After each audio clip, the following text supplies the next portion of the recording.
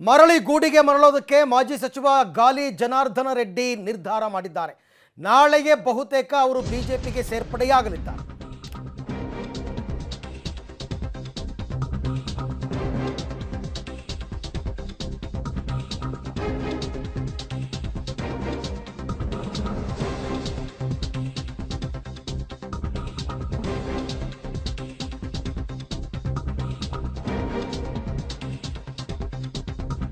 ಮರಳಿ ಗೂಡಿಗೆ ಮಾಜಿ ಸಚಿವ ಜನಾರ್ದನ ರೆಡ್ಡಿ ಬರ್ತಾರಾ ಅಂತಕ್ಕಂಥ ಪ್ರಶ್ನೆಗೆ ಬಹುತೇಕ ಉತ್ತರ ಸಿಕ್ಕಂತಾಗಿದೆ.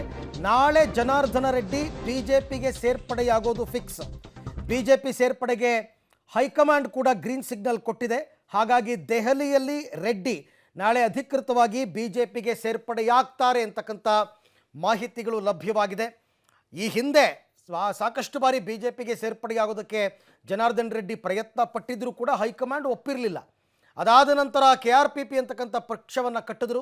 ಕಳೆದ ವಿಧಾನಸಭಾ ಚುನಾವಣೆಯಲ್ಲಿ ಕೆಲವು ಕ್ಷೇತ್ರಗಳಲ್ಲಿ ಅವರ ಅಭ್ಯರ್ಥಿಗಳು ಸ್ಪರ್ಧೆ ಮಾಡಿದರು. ಆದರೆ ಗಂಗಾವತಿಯಿಂದ ಜನಾರ್ದನ ರೆಡ್ಡಿ ಅವರು ಮಾತ್ರ ಗೆಲ್ಲೋದಕ್ಕೆ ಸಫಲರಾಗಿದ್ದರು.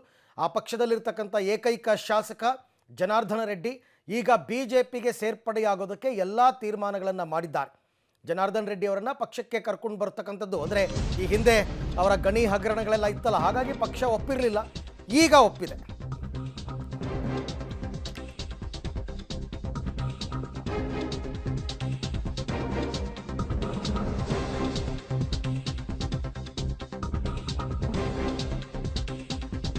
ಕಳೆದ ವಾರವಷ್ಟೇ ದೆಹಲಿಯಲ್ಲಿ ಅಮಿತ್ ಶಾ ಅವರನ್ನು ಭೇಟಿ ಮಾಡಿದ್ರು ಜನಾರ್ದನ ರೆಡ್ಡಿ.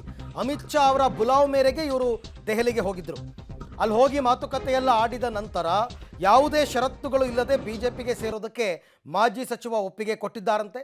ಹಾಗೆಯೇ ರಾಜ್ಯ ಬಿಜೆಪಿ ನಾಯಕರು ಕೂಡ ಬಿಜೆಪಿ ಸೇರ್ಪಡೆಗೆ ಸಮ್ಮತಿಯನ್ನು ಸೂಚಿಸಿದ್ದಾರೆ. ಬರಲಿ ಜನಾರ್ದನ ರೆಡ್ಡಿ ಪರವಾಗಿಲ್ಲ ಅಂತ ಹೇಳಿದಾರಂತೆ. ಹಾಗಾಗಿ ಇವತ್ತು ಸಾಯಂಕಾಲ KRPP ಪಕ್ಷದ ಪದಾಧಿಕಾರಿಗಳ ಸಭೆಯನ್ನು ಅವರು ನಡೆಸ್ತಾರೆ. ಇವತ್ತಿನ ಸಭೆಯಲ್ಲಿ ನಿರ್ಧಾರವನ್ನು ಕೈಗೊಳ್ತಾರೆ. ನಿರ್ಧಾರ ಕೈಗೊಳ್ಳುವಂಥದ್ದೇನೂ ಇಲ್ಲ, ನಿರ್ಧಾರಗಳೆಲ್ಲವೂ ಕೂಡ ಆಗೋಗಿದೆ.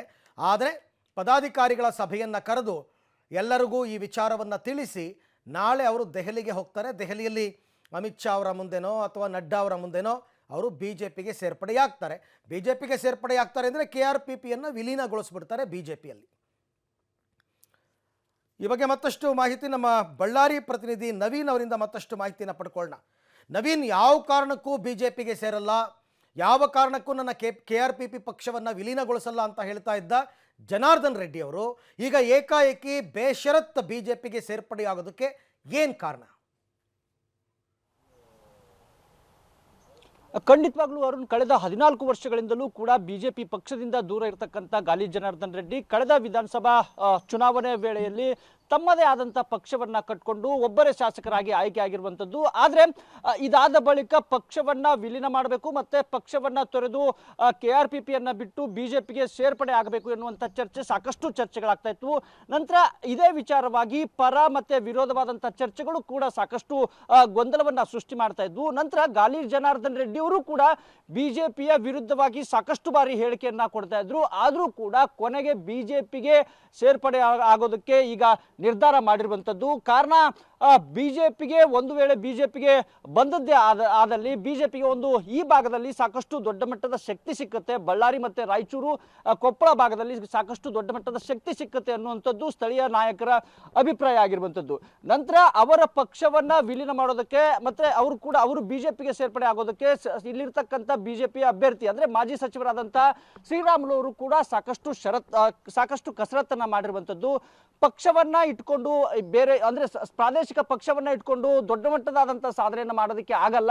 ಕಾರಣ ನೀವು ಮತ್ತೆ ವಾಪಸ್ಸು ಮರಳಿ ಬಿಜೆಪಿಗೆ ಬಂದದ್ದೇ ಆದಲ್ಲಿ ಬಿಜೆಪಿಯಲ್ಲಿ ನಿಮಗೆ ಒಳ್ಳೆಯ ಸ್ಥಾನಮಾನಗಳನ್ನು ಕೊಡಿಸೋ ಜವಾಬ್ದಾರಿ ನಾವೆಲ್ಲರೂ ಕೂಡ ಸ್ಥಳೀಯ ನಾಯಕರು ಮಾಡ್ತೀವಿ ಅಂತ ಜನಾರ್ದನ ರೆಡ್ಡಿ ಅವರಿಗೆ ಮನವರಿಕೆಯನ್ನು ಮಾಡಿಕೊಟ್ಟಿರುವಂಥದ್ದು. ನಂತರ ಅದೇ ರೀತಿಯಾಗಿ ಗಾಲಿ ಜನಾರ್ದನ ರೆಡ್ಡಿ ಅವರು ಕಳೆದ ವಾರ ದೆಹಲಿಗೆ ಪ್ರವಾಸವನ್ನ ಮಾಡಿ ಅಲ್ಲಿ ಅಮಿತ್ ಶಾ ಅವರನ್ನ ಭೇಟಿ ಮಾಡಿ ಬಿಜೆಪಿಗೆ ಸೇರ್ಪಡೆ ಆಗೋದಕ್ಕೆ ಯಾವುದೇ ಷರತ್ತುಗಳನ್ನ ಒಡ್ಡದೆ ಅಂದ್ರೆ ಈಗಿರ್ತಕ್ಕಂಥ KRPP ಪಕ್ಷವನ್ನ ಬಿಜೆಪಿಯ ಜೊತೆಗೆ ವಿಲೀನ ಮಾಡೋದಕ್ಕೆ ನಿರ್ಧಾರವನ್ನ ಮಾಡಿರುವಂಥದ್ದು. ಇದೇ ಹಿನ್ನೆಲೆಯಲ್ಲಿ ಇವತ್ತು ಬೆಂಗಳೂರಿನಲ್ಲಿ KRPP ಕಾರ್ಯಕರ್ತರ ಸಭೆಯನ್ನ ಕರೆದು ಸಭೆಯಲ್ಲಿ ಕಾರ್ಯಕರ್ತರಿಗೆ ಪದಾಧಿಕಾರಿಗಳಿಗೆ ಈ ನಿರ್ಧಾರವನ್ನ ತಿಳಿಸಿ ನಾಳೆ ಜನಾರ್ದನ ರೆಡ್ಡಿ ಅವರು ಅಧಿಕೃತವಾಗಿ ಬಿಜೆಪಿಗೆ ಸೇರ್ಪಡೆ ಆಗ್ತಾರೆ ಅನ್ನುವಂತ ಈಗ ಮಾಹಿತಿ ಲಭ್ಯ ಆಗ್ತಿರುವಂತದ್ದು. Arvind. Okay Naveen, thank you. ತಮ್ಮ ಎಲ್ಲ ಮಾಹಿತಿಗಾಗಿ ಧನ್ಯವಾದ. ಒಂದು ಕಾಲದಲ್ಲಿ ಅಮಿತ್ ಶಾ ಅವರು ಚುನಾವಣಾ ಪ್ರಚಾರದ ಸಂದರ್ಭದಲ್ಲಿ ಕರ್ನಾಟಕದಲ್ಲಿ ಒಂದು ಮಾತು ಹೇಳಿದರು, ಬಿಜೆಪಿಗೂ ಜನಾರ್ದನ್ ರೆಡ್ಡಿಗೂ ಯಾವುದೇ ಸಂಬಂಧ ಇಲ್ಲ ಅಂತ.